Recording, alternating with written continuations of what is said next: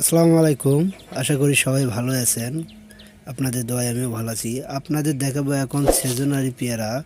যেহেতু এখন সেজনের পেয়ারা ফুল এবং গুটি দাঁড়ানো হয়েছে, সেই মূলত আপনাদের দেখানোর জন্য ভিডিও যে কি পরিমাণ একটা গাছে পেয়ারা এবং পেয়ারা ফুল এবং গুটি ধরতে পারে। আপনারা তো অনেক জাত দেখেছেন, কিন্তু এটা হলো ভিন্ন একটা জাত। এটাই জাতে অনেকেই চেনেন, অনেকের নাম শুনেছেন। তবুও আমি বলি, এটা হলো থাই ফাইভ জাতের পেয়ারা। এটা যেমন গোল আকারেতে চেহারা এবং আপেল সিস্টেম, গোল আকারেতে সাইজটাও যেরকম সুন্দর, পেয়ারাটাও সুন্দর এবং এর ধরন ক্ষমতা আপনাদের বোঝায়।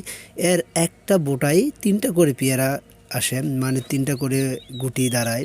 প্রতিটা দাঁড়ায় আপনারা দেখতে পাচ্ছেন তিনটা করে গুটি আছে।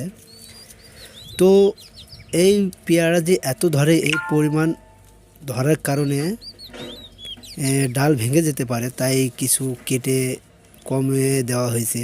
আপনারা দেখতে পাচ্ছেন। আমার মূলত আমি পেয়ারাটাও দেখাই সাইজটা কীরকম সুন্দর।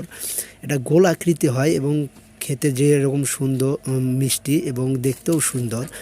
আপনারা দেখতে পাচ্ছেন কত সুন্দর সাইজ, এবং মাঝে মাঝে ছোট সাইজও আছে যেগুলো পলিথিন এখনও মারা হয় নাই। পাশাপাশি আপনারা দেখতেছেন একটা গাছে দুইটা গাছে না, প্রতিটা গাছে এরকম অসংখ্য গুটি এবং ফুল এসেছে। তো আপনারা যারা পেয়ারা চাষ করতে চান, তারা এই জাতটা লাগাইতে পারেন। আশা করি আপনারা সবাই লাভবান হবেন। এটাতে একটা গুটিতে তিনটা ধরা মানেই বিশাল। আর এর ডাল কাটিংটা সিস্টেম আপনাদের দেখাবো। আপনারা দেখতে পাচ্ছেন নিচের দিকে, নিচের অংশগুলো কেটে ফেলা হয়েছে অর্ধেক। মানে এত পেয়ারা ঢললে গাছের ডাল ভেঙে যেতে পারে, তাই জন্য কিছু কমায় দিচ্ছি। কারণ এতগুলো রাখলে ডাল ভেঙে যাবে, তার সঙ্গে পেয়ারা সাইজটা কিন্তু ছোট হয়ে যাবে আর গাছগুলো ঝুঁকি পড়ে যাবে। যে তাহলে এই সিজনের পেয়ারা বেশি নিলে আমি অফ সিজনের পেয়ারাগুলো পাবো না। আর আপনাদের দেখাবো এখন এই যে ডাল কাটিং কিভাবে করছি।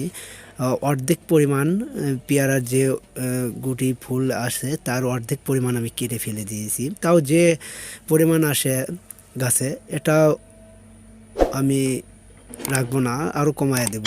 কারণ গুটি যখন হবে, পলিথিন মারার উপযুক্ত হবে, তখন আমি কিছু কমায় দেবো। আপনাদের দেখতে পাচ্ছেন যে এই যে সামনের দিকে অংশগুলো, প্রতিটা অংশই কাটা পড়ছে এবং পেয়ারাও অনেক কেটে ফেলা পড়ছে। তা আশা করি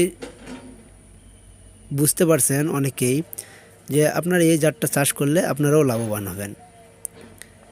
ভালো থাকবেন, সুস্থ থাকবেন। আল্লাহ হাফেজ।